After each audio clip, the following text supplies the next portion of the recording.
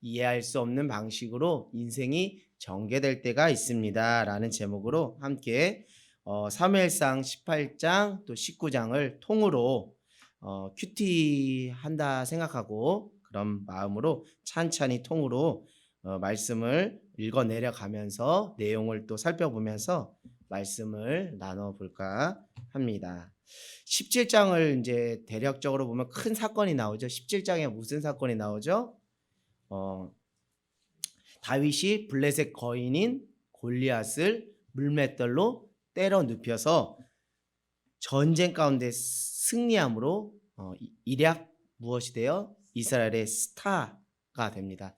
그러니까 오늘날 말하면 스타덤에 확 오른 거예요. 그래서 이제 온 이스라엘 백성들이 다윗에 대해서 어떻게 되게 한 거예요? 주목하게 된 거예요. 오늘날로 말하면 매스컴의 주목을 스포트라이트를 받게 되는 장면이 17장에 나옵니다. 그렇게 이제 전쟁 가운데 승리하고 18장 또 19장에 어떤 일이 있었는가 우리가 한번 나눠보기를 원하는데요. 우리 한번 1절 한번 봅시다. 자, 같이 읽을까요? 시작. 다윗이 사울에게 말하기를 마침에 요나단의 마음이 다윗의 마음과 합하 요나단이 그를 자기 생명과 같이 사랑하니라. 아멘.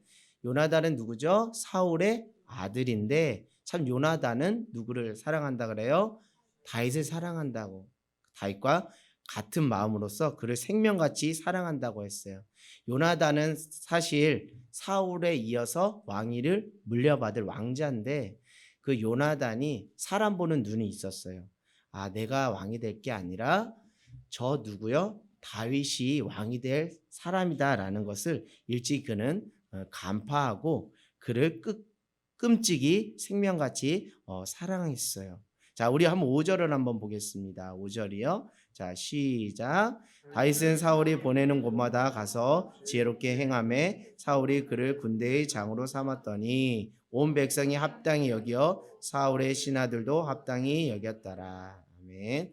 이제 다윗이 누구의 측근이 된 거예요? 사울 왕의 최측근이 되었고 그가 가는 어느 곳에서도 그가 잘 지혜롭게 행하니까 그게 무슨 자리를 마련해요? 군대장, 뭐 오늘날로 말하면 뭐 대대장, 뭐 연대장, 사단장 이런 식으로 그렇게 장을 삼았고 그것에 대해서 백성들도 또 신하들도 맞다 합당히 여기면서 그에 대한 어떤 무엇일까요? 신임이 이렇게 사울 왕을 비롯해서 국민들과 신하들 사이에 두텁게 여겼는데요. 참 여인들이 분위기를 이렇게 막 띄우는 장면이 나오죠. 7절에 보니까 여인들이 뛰놀며 이르되 사울이 죽인 자는 뭐라 그래요? 천천인데 다윗이 죽인 자는 만만이다. 그러니까 숫자적으로 보면 누가 좀 뛰어나다는 거예요. 다윗이 더 뛰어나다라고 다윗을 막 추켜 세우는데 그것을 또 누가 듣게 된 거예요? 사울 왕이 듣고서 심히 불쾌하고 노하여 다윗에게는 만만이고 나에게는 무엇만 천천만 돌려 이것들 봐라 하면서 그렇다면 결국 다윗이 최종적으로 손에 쥐는 것은 무엇밖에 없다. 나라밖에 없다. 내 자리를 탐하려고 한다라고 그렇게 어떤 부분에서 오해를 하게 이제 시작을 하게 됩니다.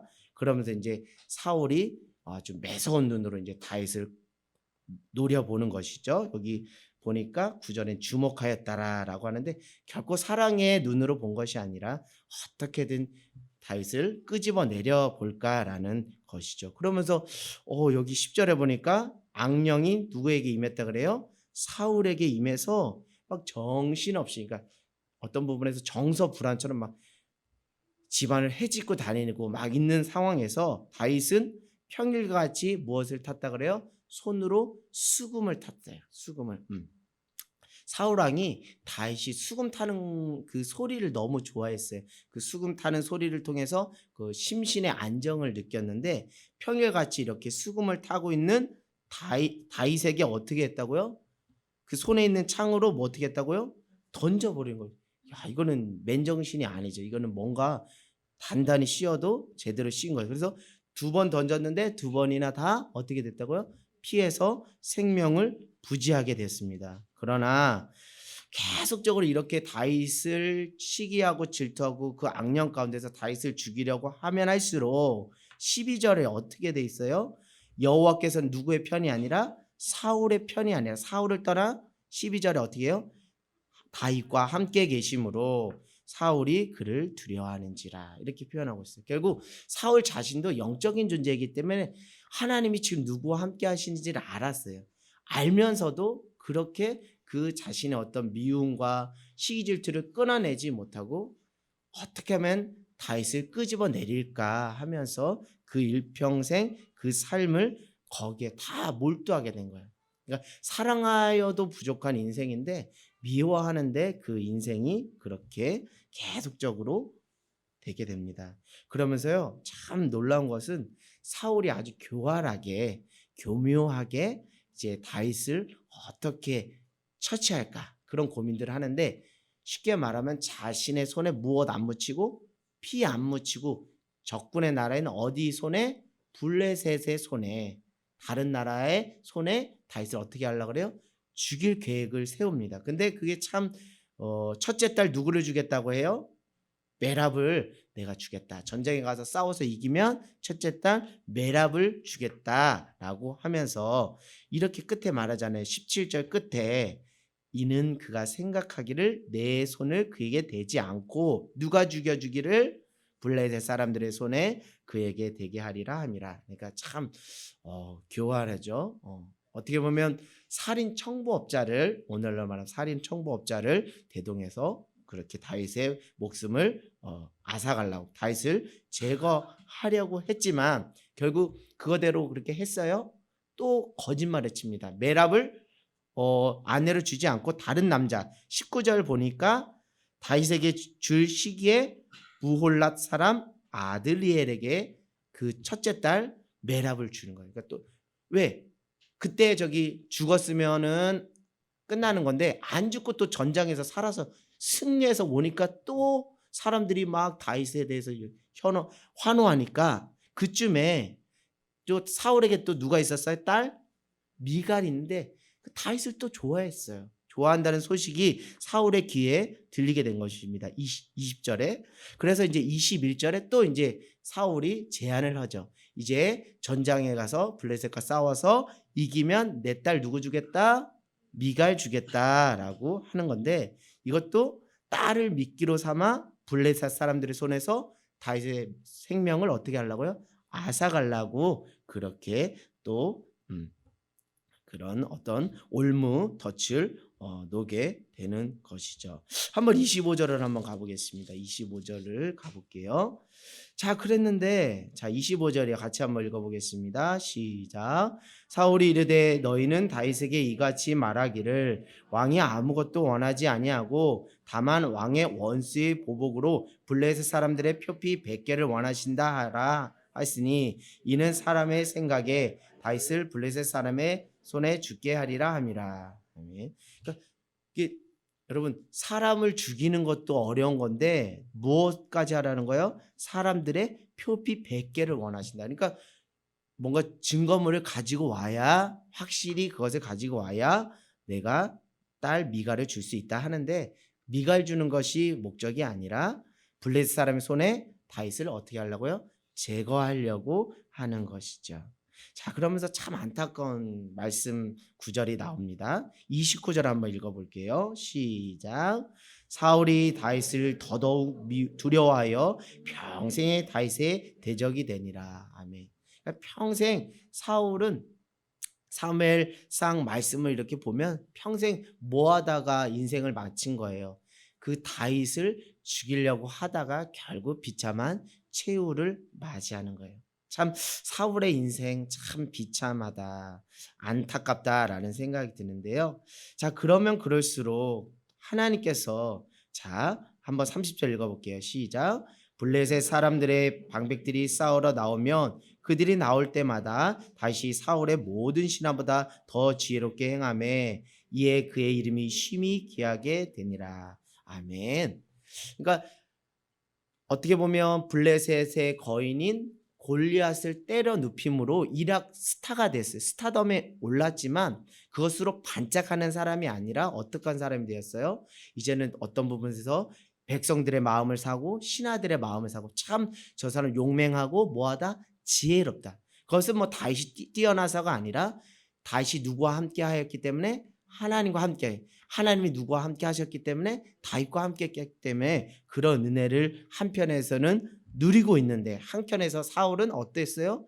일평생 더더욱 이제는 미워한다는 표현이 아니라 뭐 한다는 거예요? 두려워한다는 거예요. 왜?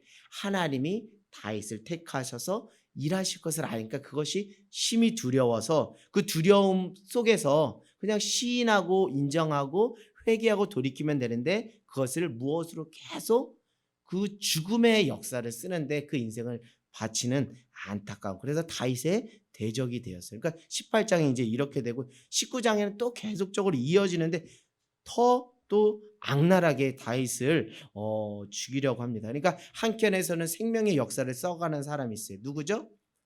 사울의 아들인 요나단은 어떻게든지 다윗을 사랑하고 다윗을 보호하고 지키려고 하고 또 19장에 보면 또 누가 또 그 다윗을 보호해 주는데 앞장서요. 그 아내인 미갈이 합니다. 그래서 한번 이렇게 쭉 한번 우리가 또 한번 보도록 할게요. 4절을 한번 볼게요. 4절. 자, 4절이요. 4절에는 이제 요나단하고 다윗이 얘기를 하는 거예요. 사울에 대해서 얘기하는 겁니다. 시작. 요나단이 그의 아버지 사울의 칭찬하여 이르되 원하건대 왕은 시나 다윗에게 범죄하지 마소서. 그는 왕께 득죄하지 아니하였고 그가 왕께 행한 일은 심히 선합니다. 아버지 왜 그런 거예요? 그러니까 요나단 아들이 아버지 사울, 아버지 왜 그래? 도대체 제가 봐도 이해가 안 돼요. 아버지 왜 그래요? 다윗이 아버지한테 선을 베풀고 아버지와 아버지 나라를 위해서 이렇게 목숨까지 바치면서 전장에 나가서 이렇게 하는데 무슨 연유로 왜 이렇게 다윗을 괴롭힙니까? 다윗을 죽이지 못해서 안달이 났습니까? 그가 한 것은 선한 것밖에 없지 않습니까? 라고 4절에 막 아버지를 설득하고 하소연하려고 하죠. 그러자 사울이 어떤 연유인지 모르게 요나단의 말을 또 들어요. 6절 한번 볼게요. 시작. 사울이 요나단의 말을 듣고 맹세하되 여호와께서 살아계심을 두고 맹세하거늘 그가 죽임을 당하지 아니라. 그건 뭐예요? 요나단의 얘기를 들으니까 요나단의 말이 맞거든요. 정신이 돌아온 거예요. 맞는 거예요. 그래서 여호와의 살아계심을 두고 맹세하는 내가 누구 죽이지 않겠다. 이제 다윗 죽이지 않겠다라고 아들과 약속을 했어요. 근데 진심으로 하나님하고 약속한 것이 아니라는 것이 이제 뒤에 보면 나와 있죠. 근데 9절에 이 고백이 끝나기도 무섭게 9절에 어떻게 해요? 사울이 손에 무엇을 가지고 있다 그래요? 단창을 가지고 그 집에 앉아 있을 때 또 악령이 사울에게 접함으로 다윗이 손으로 항상 무엇을 탔다고요? 수금을 탔다고요. 참 다윗도 늘 정말 일관된 삶을 살았어요. 다윗도 알았을까요? 몰랐을까요? 알았죠.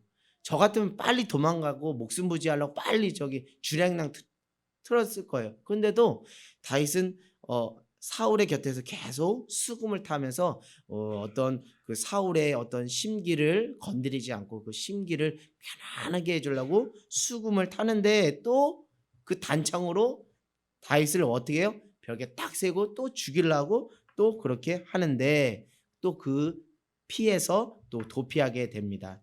그러다가 이제 12절에 보니까 미갈이 다윗을 창에서 달아내림에 그가 피하여 도망하니라. 그러니까 이제 누가 듣게 된 거예요? 그 쉽게 말하면 다윗의 암살 계획을 누가 듣게 된 거예요? 미갈이 듣게 되면서 다윗 남편에게 빨리 도망가라. 도망가지 않으면 목숨을 부지할 수 없으니 빨리 도망가라고 했어요. 그래서 18절에 다윗이 어디로 도망갔습니까?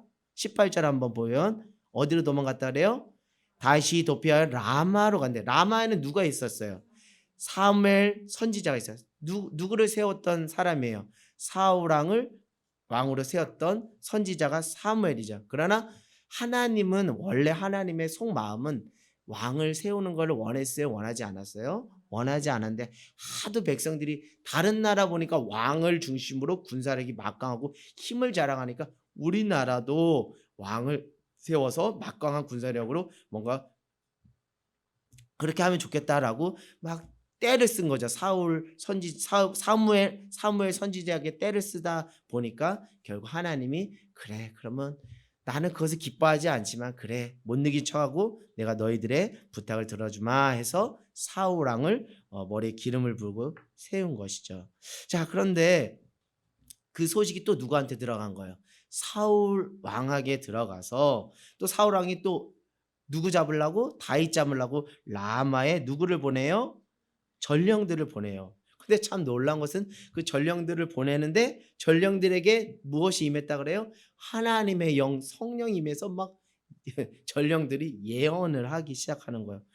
예언을 하니까 하나님의 영이 영으로 사로잡힌 전령들이 예언을 하니까 성령은 생명의 영이지 죽음의 영이 아니기 때문에 결국 다윗 죽이는 데는 전혀 관심이 없어요. 그러니까 또 결국 또 계획이 숲으로 돌아가요. 그 소식을 듣고 또 사울이 또 다른 전령을 보냈는데 그 전령도 무엇이 임했어요? 하나님의 영, 성령이 또 임함으로 뭐 예언을 하는 놀라운 초자연적인 기적들이 일어나는 거예요. 그러니까 또 그것이 숲으로 돌아가서 결국 이제 누가 또 거기에 가게 돼요? 사울이 23절에 한번 읽어볼게요. 23절이요. 시작. 사울이 라마 나요스로 가니라. 하나님의 영이 그에게도 있으니 그가 라마 나요스에 이르기까지 걸어가며 예언했어요. 네. 참 그 전까지는 그 악령 안에서 다윗을 죽이려고 했던 사울이 하나님의 어떤 초자연적인 역사하신 가운데 사울 왕에게도 그 정말 미움과 시기와 질투 그 죽음을 다윗을 죽이려고 혈안했던 그 사울에게도 무엇이 강력하게 임하니까 하나님의 영이 강력하게 임하니까 그냥 사울도 무엇하기 시작했어요? 예언을 하기 시작했어요. 그래서 24절에 그의 옷을 벗고 사물 앞에서 예언을 하며 하루 밤낮을 벗은 몸으로 누웠더라. 그러므로 속담에 이르기를 누구도 사울도 선지자 중에 있느냐 하니라. 이런 속담이 나오게 되었다는 것이죠. 오늘 대략적인 이야기들이 우리가 이렇게 함께 나눠보았는데요. 오늘 말씀 제목 한번 우리가 보면 이해할 수 없는 방식으로 인생이 전개될 때가 있습니다. 이렇게 여러분들한테 말씀 제목을 정했어요. 말씀 제목을 정하는 것이 참 쉽진 않아요. 설교 준비하면서. 그럼에도 불구하고 사무엘상 17장의 그 다윗의 삶과 18장, 19장의 삶을 보면 이 말씀 제목을 정할 수밖에 없겠다 생각해서 이렇게 했어요. 17장에 스타덤에 올랐잖아요. 그래서 여인들도 또 신하들도 또 백성들도 다 지지해 주는데 다윗이 또 지지해 줄 것이 상식적이고 순리적인데 사울왕은 뭐 하지 않았어요? 지지하지 않고 오히려 질투함으로 그를 죽이는 전혀 예상할 수 없는 일들이 전개되는 것이죠. 결국 이해할 수 없는 방식으로 인생이 전개되는 그 지점 또한 무엇이라고요? 인생이라고요. 다시 말씀드립니다. 우리가 이해할 수 없는 방식으로 일들이 많이 펼쳐져요. 소위 내가 하나님을 위해서 또 내가 정말 하나님 나라 의를 위해서 예수님을 잘 믿고 살아가는 그 삶의 순간 속에서 전혀 내가 예상할 수 없는 하나님의 축복과 전혀 반대되는 일들이 일어나는데 이렇게 전개되는데 이것 또한도 큰 틀에서 보면 우리에게 허락된 무엇이라고요? 인생이라는 것을 여러분이 알기를 원합니다. 여러분 축구 선수 이영표 아시죠? 이영표 선수가 크리스찬입니다. 신앙인인데요. 이영표 선수가 이런 말을 했어요. 한 사람이 인터뷰 자리에서 한 기자가 이렇게 심판이 아주 터무니없는 그런 그 심판이 있어서 정말 터무니없게 경기를 진행해 갈 때 당신은 어떻게 생각합니까? 라고 물었어요. 그랬더니 이영표 선수가 이렇게 말했어요. 그것 또한도 경기의 무엇입니다? 일부입니다. 저는 그것을 받아들이고 그것에 마음 뺏기지 않고 제게 주어진 자리에서 최선을 다할 뿐입니다. 라고 말한 것이 기억이 나요. 사랑하는 여러분, 인생이라는 것이 우리가 계획한 대로 우리가 원하고 뜻하는 대로 되었으면 참 좋겠지만 그러지 않을 때가 더 많다는 것. 여러분들이 살아보면 더 경험하실 거예요. 그것이 전혀 이상한 것이 아니라는 것을 알 수 있습니다. 여러분 위험한 인생이 있습니다. 어떤 인생일까요? 성공만 있고 실패가 없는 인생은 정말 위험한 인생이에요.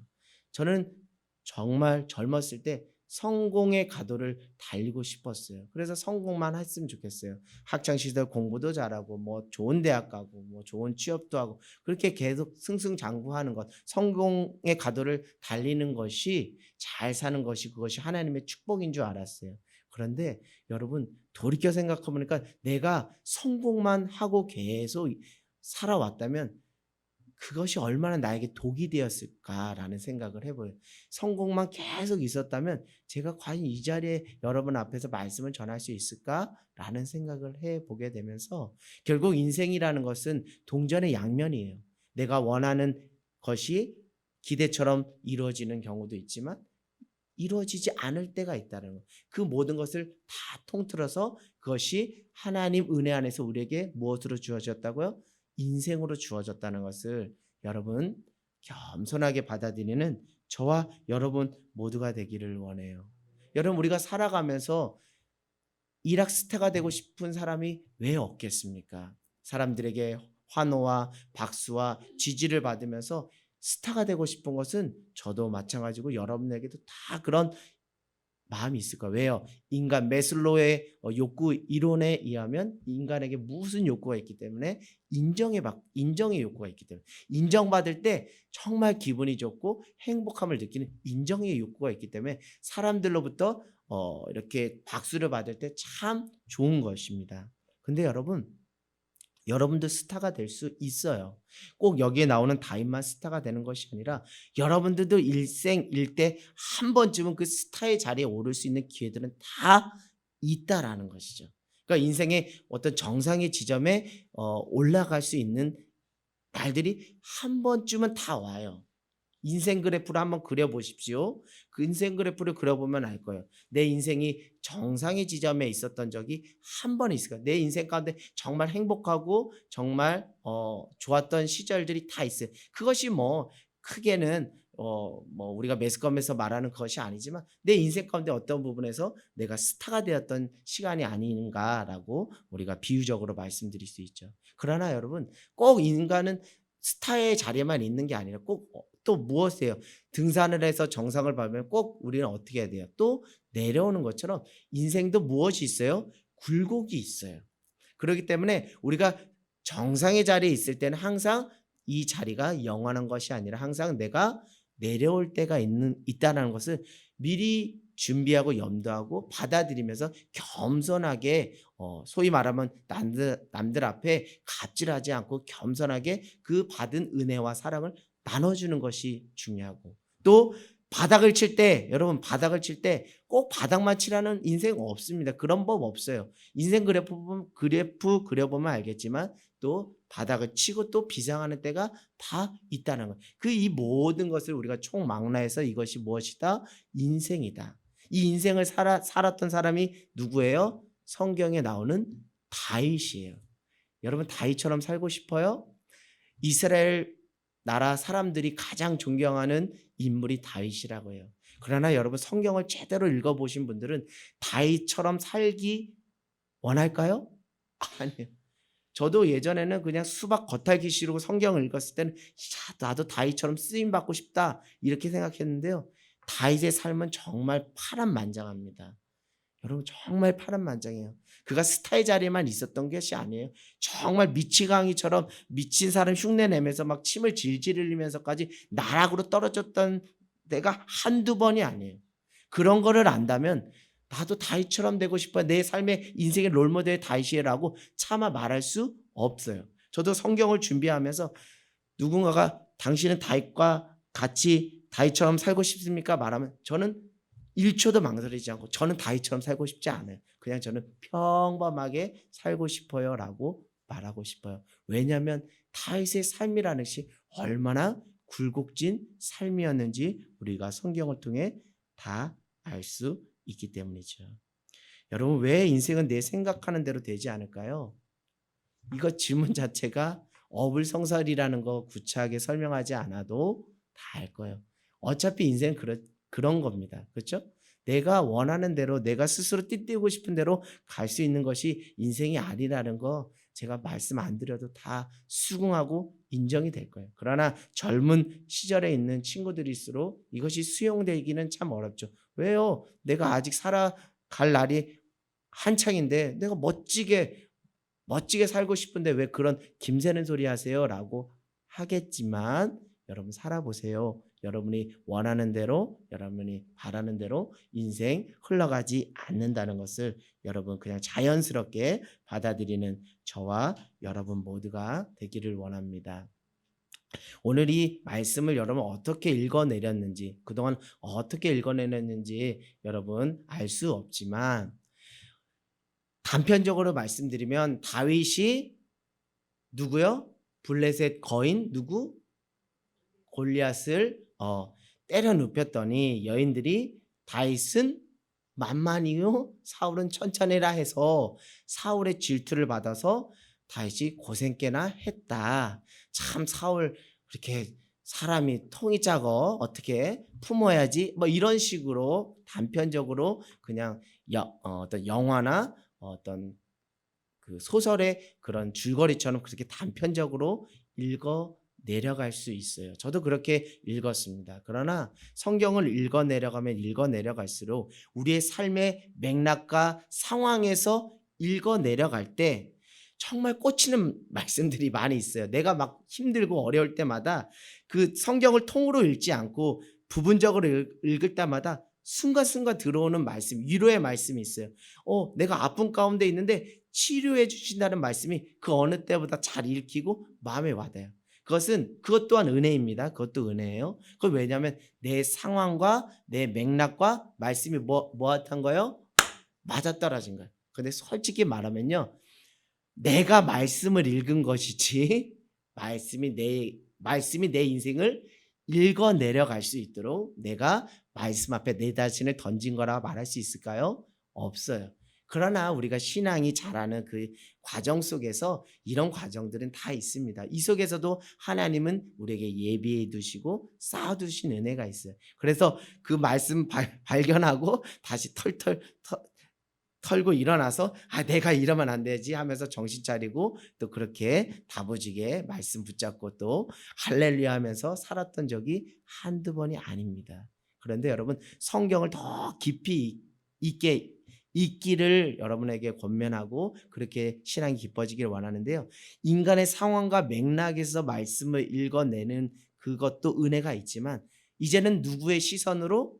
하나님의 시선으로 하나님의 그 눈으로 역사의 주관자이시며 창조자이시며 우리의 생사화복을 주관하시는 그 하나님의 관점으로 성경을 읽어 내려가면 다윗이 위대하다.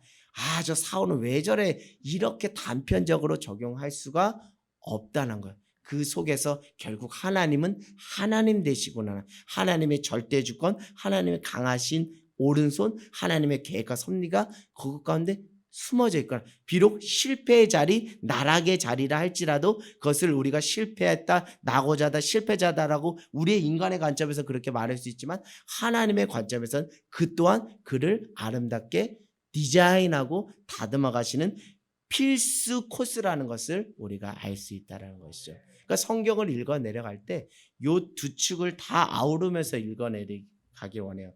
제가 특별히 우리 신학자들, 특별히 성경학자들이 경계하는 것 중에 하나가 이 인간적인, 인본주의적인 관점에서 성경을 읽어 내려가지 마세요.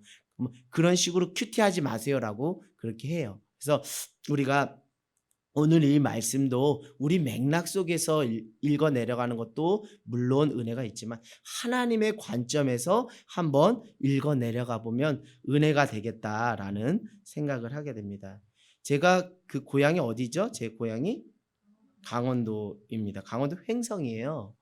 횡성을 가다 보면 이제 고속도로를 쫙 지나가다 보면 이게 간판이 있더라고요. 간판이 있는데 이렇게 큰 간판이 있는데 광고판이 있는데 그 누가 의료기가 있습니다. 누가 의료기 광고인 것 같아요. 저도 자세하게 모르겠습니다. 근데 거기서 그 광고를 이렇게 해요. 누가 했습니까? 광고 이렇게 고속도로를 제가 기억하기로는 뭐죠? 그 원주 들어가기 전에 그쯤에 이렇게 누가 의료기에서 광고를 낸 것 같아요. 크게 누가 했습니까? 이런 거예요. 누가 했습니까? 여러분에게 오늘 이 말씀 제가 17장 읽어드리고 18장, 19장 읽어줬어요. 이제 여러분에게 던집니다. 누가 했습니까? 누가 했습니까? 이게 정말 중요해요. 신앙생활 하면서 이게 중요하더라고요. 내가 했어요? 하나님이 했어요? 일전에 목사님도 말씀하셨죠. 내 인생의 주어를 누구로 상정하느냐는 그가 종교인이 될 것인가 신앙인이 될 것인가를 판별하게 된다는 거예요. 내가 했어요? 다윗이 했어요? 누가 했어요? 하나님이 했어요. 그러니까 성경을 읽어 내려가는 관점, 성경을 보는 눈에 있어서 내가 했어요? 다윗이 했어요? 그럼 다윗이 위대한 사람이고 다윗이 대단한 사람이 되고 그것으로 끝나는 거예요.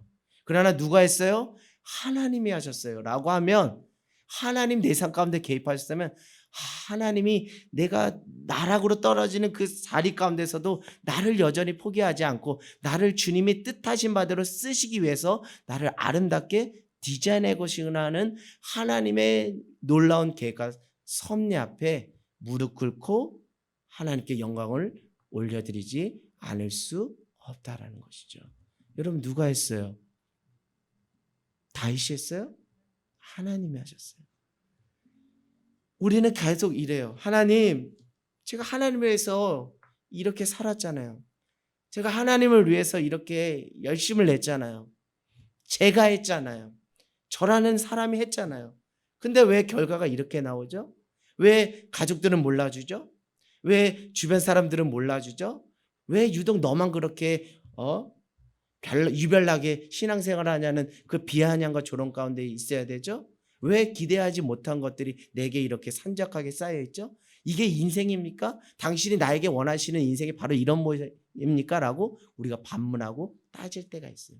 그러나 오늘 서두에 말씀드린 것처럼 이 모든 것이 포함되어 이것 또한도 우리의 무엇이라고요? 인생이라는 거예요. 그러나 거기서 우리가 놓치지 말아야 될 시선이 있어요. 누가 했습니까? 하나님이 했어요. 하나님은 우리 안에 우리는 우연이었고 우리는 소위 세상 말로 재수가 없었다고 말하지만 하나님 우연스럽게 우연을 가장한 하나님은 무엇으로 역사하신다고요? 필연으로 역사하신다. 만약에 17장에 다윗이 이락 스타덤에 올라서 정말 사람들로부터 박수를 받고 그가 원하는 대로 탄탄대로를 계속 밟아갔다면 결국 인생의 말미에 인생의 중간중간에 누가 했습니까? 라는 질문을 던질 때 다윗은 누가 했습니까? 라고 할까요? 제가 했습니다 라고 얘기했죠. 제가 잘나서 제가 실력이 좋아서 제가 머리가 똑똑해서 제가 물매질을 잘해서 제가 했습니다라고 하지 않겠어요? 그러나 우리가 이해할 수 없는 방식으로 실패와 나락으로 떨어지는 그 지점을 하나님께서 허락하시고 계획하시고 예비하신 것은 인생의 주어가 누가 되게 하시고자 하는 하나님의 계획이라고요? 하나님이 되게 하시고자 하는 계획이었다. 그러니까 17장에서 다윗의 인생은 그냥 반짝이는 하룻밤에 불과해요. 18장과 19장 그 뒤에를 살아내야 진짜 다윗이 다윗스러워지는 것이고 우리가 진짜 신앙인이 되는 거예요. 여러분 정말 신앙인이 된다는 것은 끝 지점까지는 가보셔야 돼요. 이 나락으로 떨어지는 이 지점 속에서 하나님 도대체 어디 계십니까? 이 질문까지 던져봐야 거기서 진짜 신앙인이 된다고 저는 생각을 해요. 저는 그 전까지 저는 어떤 지식적으로 특별히 또 신대원을 가고 하니까 신학적인 관념 속에서 하나님을 그렇게 이해했어요. 그리고 하나님 나와 함께 하시지 그냥 어떤 머리로 아는 하나님이었어요. 그러나 정말 삶의 고난이 찾아오고 역경과 갈등 속에서 처절하게 몸부림을 쳤어요.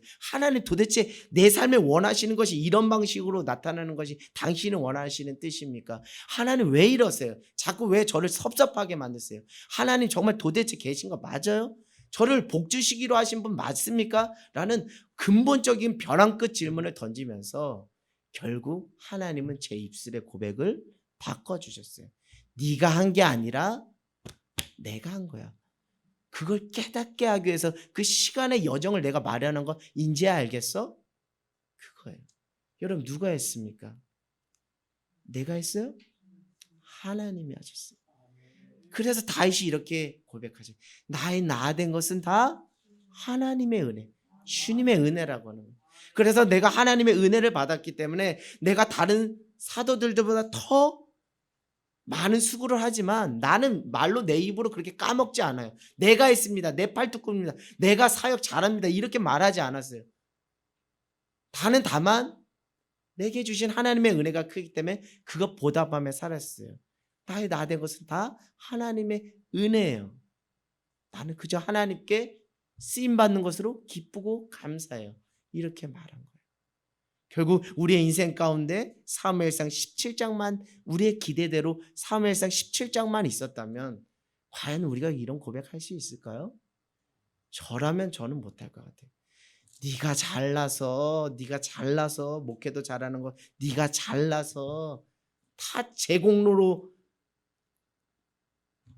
꼴깍할 것 같아요. 하나님께 영광 안 돌리고 하나님 덕분이요라고 말하지 않고, 그렇기 때문에 하나님께서는 때론 우리의 이해할 수 없는 방식으로 사무엘상 18장 또 19장 이 말씀을 우리의 인생 가운데도 허락해 주신다는 거예요. 이미 그 과정을 지나친 분들도 있을 거예요. 또 앞으로 지나쳐야 될 인생들도 있을 거예요. 만약에 그 인생을 맞닥뜨리게 된다면 이것 또한도 하나님께서 인생의 주인이 누구인지, 누가 했는지의 그 고백을 바르게 하기 위한 하나님의 숨은 뜻과 계획이 있구나. 내가 했다라고 그동안 나는 자부심, 자신감 속에 살았는데 그게 아니구나. 하나님이 허락하지 않으면 내 목숨조차, 내 숨 쉬는 것조차, 내가 안고 일어서는 것조차 할 수 없는구나라는 겸손의 사람으로 하나님이 바꿔주시는 그 전화위복의 시간이구나라고 영적으로 해석하는 그 안목이 여러분 안에 임하기를 원합니다. 여러분, 우리가 때론 정말 고난을 맞이하게 되잖아요. 어려움을 맞이하게 되면 우리가 하나님을 원망하지 않을 수가 없습니다. 거의 100의 100은 다 하나님 원망하는 거예요. 이렇게 원망하죠. 하나님, 도대체 저 생각하시는 거 맞아요? 하나님 왜 이러십니까? 하나님 도대체 계신 거 맞아요? 하면서 근본적인 부분에서 무엇 하는 거예요? 하나님의 존재를 부정하는 것까지도 치닫게 됩니다. 그리고 하나님의 존재를 증명해 보이세요. 이런 표현이 온당하지 않은 거 알아요. 그냥 사람을 막 앞에 세우고 말하란 말이야, 네가 했다고 말하란 말이야 하는 것처럼 하나님을 막 부여잡고 당신이 있으면 말을 해보세요 라면서 우리가 막 하나님 앞에 몸부림을 치죠. 하나님, 정말 당신이 존재하다면 이런 하나님 맞습니까? 내가 생각하는 하나님, 이런 하나님, 당신 정말 살아계신 거 맞으면서 막 하나님을 흔들죠. 막 흔들어서 깨우죠. 하나님이 내 인생을 흔들어 깨우게 하지 않고 내가 막 하나님 땡깡 부리는 거죠. 어린아이가 부모한테 뭐 안 사준다고 막 땡깡 부리는 거죠. 여러분, 그것은 즉히 신앙적인 과정으로, 신앙이로 가고자 하는 필연의 코스라고 보기 때문에 저는 그것을 책망하고 싶지는 않아요. 제가 감히 하나님의 위치에서 그렇게 말씀드리는 것 같아서 죄송스럽지만, 제 삶을 보더라도 저도 어느 시점에서는 신앙이 순탄하게 자라가다가 이게 안 치고 안 올라가더라고요. 신앙이 뭔가 정체되어 있었어요. 근데 그 정체의 지점에서 이 고난을 맞닥뜨리게 되니까 해석력이 안 생기는 거예요. 이해가 안 되는 거예요. 그러니까 막 하나님을 막 부여잡고, 하나님 이럴 거예요? 진짜 치사하게 이럴 거예요? 하나님 진짜 섭섭합니다. 저 삐집니다. 막 그러다가 결국 이 과정을 하나님이 은혜 안에서 통과하니까 그 다음부터 또 신앙이 쭉쭉 자라더라고요. 영적인 안목이 생기고 이것 또한도 하나님의 계획과 섭리 안에 있었구나라는 생각을 하게 되면서 이제 그런 경험들을 이제 경험하게 되면서 하나님이 저에게 영적 센서를 작동시켜서 이런 생각들이 번쩍이게 하더라고요. 야, 너 내가 존재하는지 안 존재하지 않는지 그 존재 증명에 시간 쓰지 말고 이제 너의 믿음이 있는지를 증명해야 될 시간이 지금 이 시간 아니니? 정신 차려. 이걸 알게 해주시더라고요.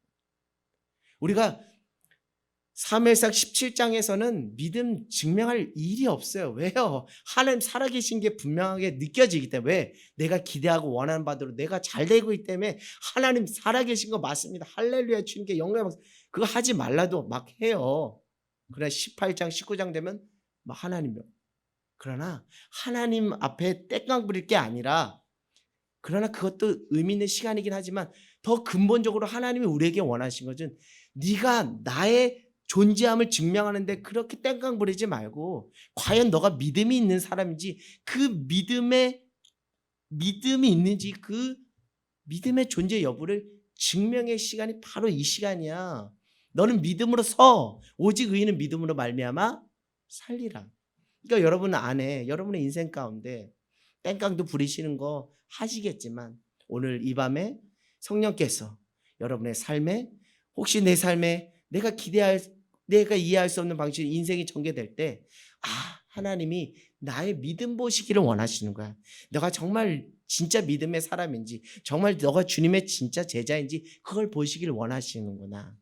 그것을 잘 통과한 사람이 누구예요? 믿음의 조상 아브라함이에요. 그래서 그를 믿음의 조상으로 여겨주신 거예요. 우리 앞으로 그런 인생을 시간을 걸어갈 때 하나님 내 믿음 보시기를 원하시는 거예요. 내가 믿음을 증명해야 될 때가 왔구나, 그 때가 시간이 왔구나라고 깨닫고 믿음으로 반응하는 저와 여러분 모두가 되기를 원해요. 여러분 결국 어떤 상황이 우리 인생 가운데 펼쳐지느냐를 우리는 늘 그 포커스로 살아요.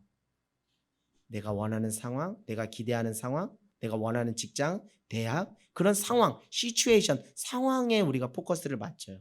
그러나 하나님 그것에 포커스를 맞추지 않아요. 네가 어떤 존재로 서 있느냐를 중요시 봐요. 너가 어떤 포지션을 가지고 살아가느냐, 너가 어떤 정체성을 가지고 살아가느냐. 네가 부할 때든, 네가 가난할 때는, 네가 비천해천할 때, 네가 풍부에 처할 때, 그런 상황, 시츄에이션에 관심이 우리에게는 있지만 하나님은 그런 거에 관심이 없어요. 너가 어떤 정체성을 가지고 어떻게 존재하기를 원하느냐라는 것이죠. 결국 무엇입니까? 오늘 사울 왕의 인생과 다윗 왕의 인생에 대비되는 것은 무엇이죠? 어떤 상황이 초래되든지 간에 누구와 동행하는 삶? 하나님과 동행하는 삶이 가장 복되고 행복한 삶이라는 것이죠. 그래서 그 삶을 살아갔던 구약의 성경 인물이 누구예요? 요셉이잖아요. 그렇죠? 요셉, 또 다니엘. 포로로 잡혀가서 그 열악한 환경 속에서도 하나님과 동행함으로 하나님 안에서 자기 존재의 정체성을 잃어버리지 않고 그렇게 서 나갔더니 결국 성공보다 더 위대한 하나님의 승리를 맛보는 자로 하나님을 영화롭게 하고 하나님께 영광을 돌리는 자가 됐잖아요. 그러려면 우리 힘으로는 안 돼요. 성령님께서 우리 삶에 개입하시고 간섭해 주셔야 되는 거예요. 성령 충만하지 않고서는 우리가 이 과정을, 광야의 시간을 통과할 수가 없다라는 것이죠. 그래서 여러분 성령 충만하기를 주님의 이름으로 간절히 소망합니다. 제 안에 하나님의 영이 빠지면요, 저는 마른 막대기예요. 저는 여러분들보다 더 형편없는 사람이 될 수밖에 없어요. 그러나 형편없는 인생 가운데서도 하나님의 거룩한 성령, 그 생명의 기운이 그 인생을 꽉 붙잡고 있으면 마른 막대기가 살아나고 회복의 치유의 역사가 일어나므로 사람을, 내가 살고 다른 사람을 살리는 놀라운 인생으로 하나님께서 어떤 상황 속에서도 아름답게 사용하여 주실 줄 믿습니다. 그리고 마지막으로요. 저에게 하는 말씀이기도 하고 또 여러분에게도 동일하게 적용하고 싶어요. 하나님께서 우리가 이해할 수 없는 방식으로 인생을 전개하실 때는 다 이유가 있다고 하잖아요. 그것은 교만하지 말고 겸손하게 살라고 하는 거예요. 정말 참 누가 시키지 않아도 교만은 참 어느 순간 삐짓고 내 삶에 들어와서 교만이 스멀스멀 들어오더라고요. 그러나 인생의 어려움을 겪게 되면 결국 머리를 하나님 앞에, 무릎을 하나님 앞에 꿇고 조아리고 기도하게 되더라고요. 그러면서 이런 상황, 이해할 수 없는 상황으로 전개될 때 하나님께서 나를 겸손하게 하시고자 하는 훈련의 과정이다라는 것을 이제는 자연스럽게 받아들이는 그 은혜를 저에게 주시더라고요. 사랑하는 여러분, 누가 했습니까? 누가 우리의 인생의 주인이죠? 하나님이시죠. 우리가 하나님의 능하신 오른손 아래 겸손하게 무릎 꿇고 그분을 의지하고 신뢰할 때, 그리고 우리의 신분과 정체성을 잃지 않고 성령 충만함으로 살아간다면 단순히 세상이 말하는 성공이 아닌 최후 승리로 하나님 앞에 또 사람 앞에 귀하게 쓰임받는 복된 인생이 될 줄 믿습니다.